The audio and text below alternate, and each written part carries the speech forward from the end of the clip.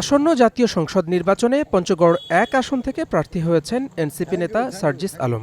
মনোনয়নপত্রের সাথে দেয়া হলফনামায় দাবি করেছেন গাড়ি বাড়ি কিছুই নেই তার, নিজের পেশা হিসেবে জানিয়েছেন ব্যবসার কথা। হলফনামায় সার্জিস জানিয়েছেন তার কাছে নগদ রয়েছে ৩,১১,১২৮ টাকা, ব্যাংক বা আর্থিক প্রতিষ্ঠানে জমা আছে ১ লাখ টাকা। ২০২৫-২৬ অর্থবছরের আয়কর রিটার্নে সার্জিস আলম তার মোট আয় দেখিয়েছেন ২৮,০৫,০০০ টাকা। যদিও হলফনামায় দাবি করেছেন বার্ষিক আয় ৯ লাখ টাকা। স্ত্রীর কোনো আয়, সম্পদ বা গহনার কথা জানাননি সার্জিস আলম। আমরা আমাদের জায়গা থেকে যতটুকু সত্য, আমার কাছে যদি সব মিলে এখন ৩ লক্ষ টাকা থাকে, আমি ৩ লক্ষ টাকাই দিব। এবং আমি মনে করি আমার যারা আমাদের সহযোদ্ধা আছেন, নেতা কর্মী, আমাদের আত্মীয় স্বজন, পারিবারিকভাবে বন্ধু বান্ধব, সকলে তাদের জায়গা থেকে সহযোগিতা করছে।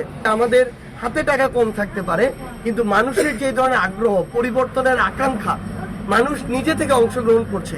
জামায়াত নেতৃত্বাধীন জোটের সাথে সমঝোতার পর এ আসনে ১১ দলীয় জোটের প্রার্থী হিসেবে লড়ছেন এনসিপি নেতা সার্জিস। Hasibur Rahman, Star news.